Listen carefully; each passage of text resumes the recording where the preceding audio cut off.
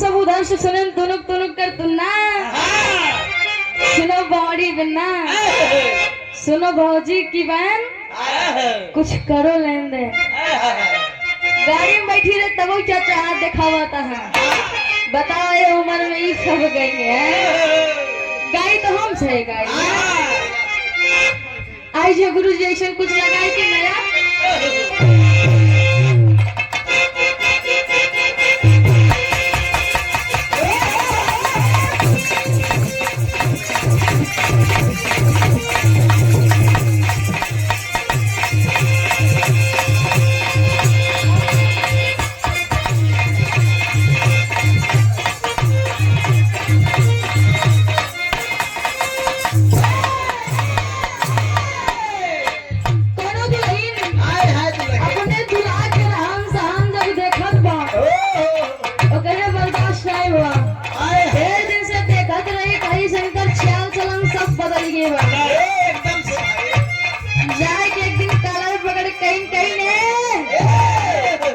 एकदम बदला बदला लागत है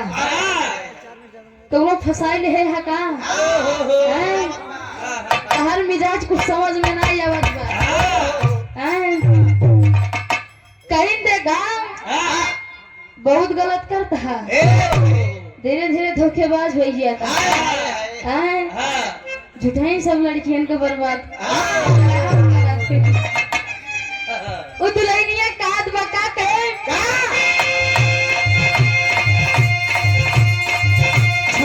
छाने बदले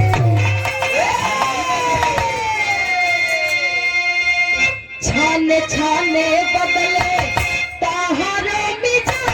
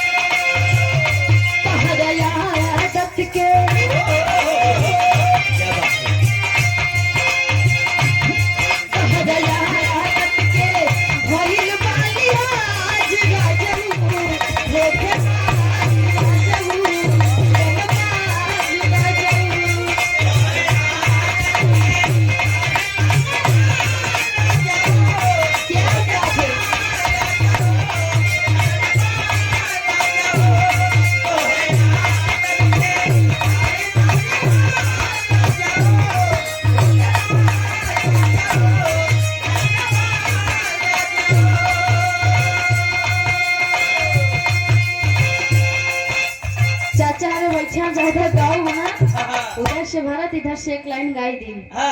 विराट सबका इंतजार है इधर से छोटा सा सेहरा गीत बा उधर से फिर चाचा आप सबकी बिरहा सुनेंगे आ जाएंगे।